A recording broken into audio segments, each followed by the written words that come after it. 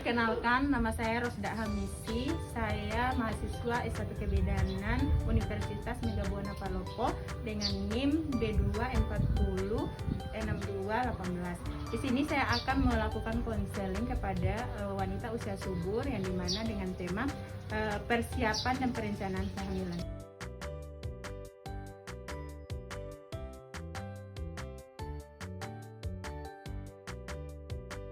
Permisi, ada pasien. Mari Ibu, mari duduk. Ya Ibu, bisa saya bantu? Ya Ibu bidang saya mau kamar itu di konsultasi program hamil ulang. Kalau kita lihat yang tahun itu sudah tahun, jadi dari rencanakan kehamilan.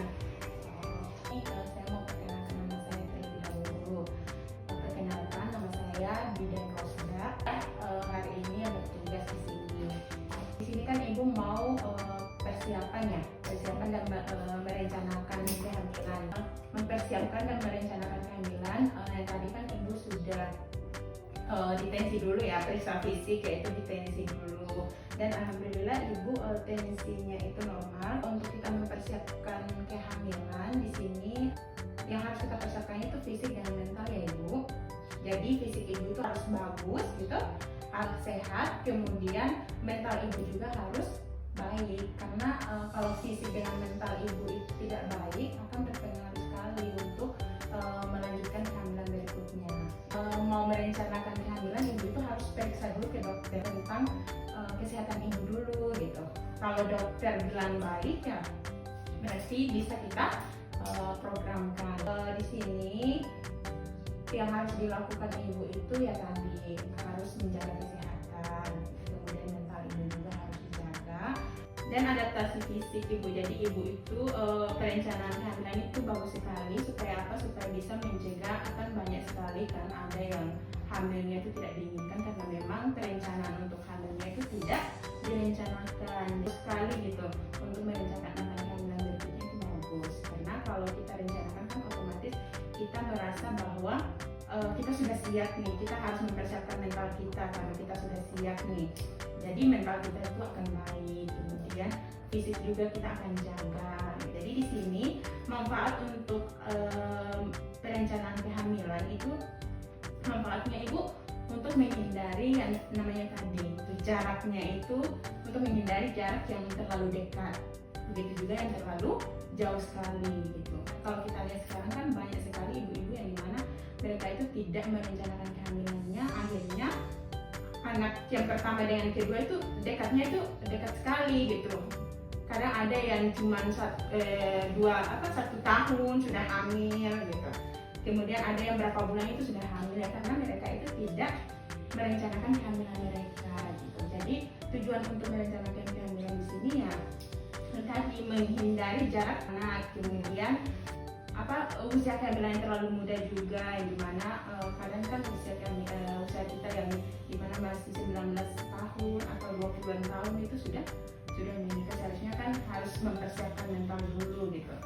Kemudian menghindari terjadinya gangguan-gangguan, entah itu gangguan psikologi Ibu, belum siap untuk menerima anak Ibu. Jadi di sini alangkah baiknya itu Ibu harus mempersiapkan mental Ibu, kemudian fisik Ibu juga, supaya Ibu itu bisa menerima keberadaan anak. Kemudian hamil juga yang tidak diinginkan, akhirnya ibunya stres sehingga anaknya itu tidak teruruskan gitu, dibiarkan kandang juga diberikan ke orang lain, karena memang tadi Ibu mereka itu tidak mau menginginkan kehamilan. Saya jelaskan mengenai persiapan fisik dan mental, Ibu juga harus menjaga pola makannya Ibu ya. Jadi pola makannya juga itu yang berpengaruh. Jadi Ibu harus menjaga pola makannya, makan sayur-sayuran, kemudian makan yang berprotein gitu.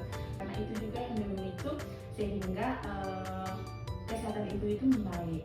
Oke Ibu, sampai di sini ada yang mau ditanya. Tapi saya mau bertanya ini bagaimana faktor yang mempengaruhi atau kasih siap yang berdiri perencanaan kehamilan untuk ya. Kalau faktor-faktor yang mempengaruhi persiapan kehamilan ya salah satunya yang pertama yaitu faktor sosial dan budaya ya Ibu. Jadi faktor sosial itu meliputi usia, kemudian pengetahuan juga itu penting Ibu ya. Kemudian apalagi usia juga penting.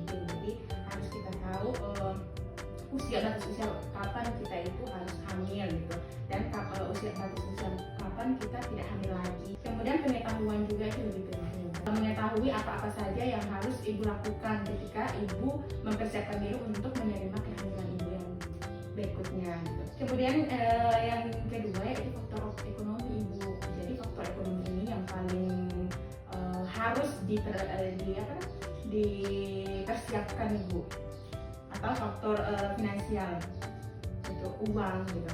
Kemudian juga persalinan, proses persalinan supaya dilancarkan kan butuh uang juga, jadi harus dipersiapkan finansialnya atau keuangannya. Kemudian ketiga itu faktor kesehatan. Faktor kesehatannya itu riwayat penyakitnya ibu, jadi ibu juga harus cari tahu jangan sampai keluarga ibu ada penyakit yang hipertensi dan lain sebagainya, jangan sampai itu bisa berpengaruh dengan ibu, jangan sampai juga ibu itu ada riwayat itu gitu. Jadi ibu harus selalu periksa kesehatan. Kemudian begitu juga persalinan sebelumnya itu bagaimana, apakah normal atau kelebihan bu. Kemudian yang keempat yaitu faktor psikologis. Nah ini yang paling penting, yang tadi sudah saya jelaskan kan, karena kebanyakan ibu-ibu itu mentalnya itu terganggu gara-gara kehamilan berikutnya karena belum siap. Jadi ibu harus mempersiapkan semuanya. Dipahami apa yang itu bidana. Ya, terima kasih ibu atas penjelasannya. Nanti kalau ada yang tidak dipahami, nanti bisa balik ke sini lagi untuk konsultasi ya ibu. Iya Bu. Oke, terima kasih. Makasih lagi Bu Bidang.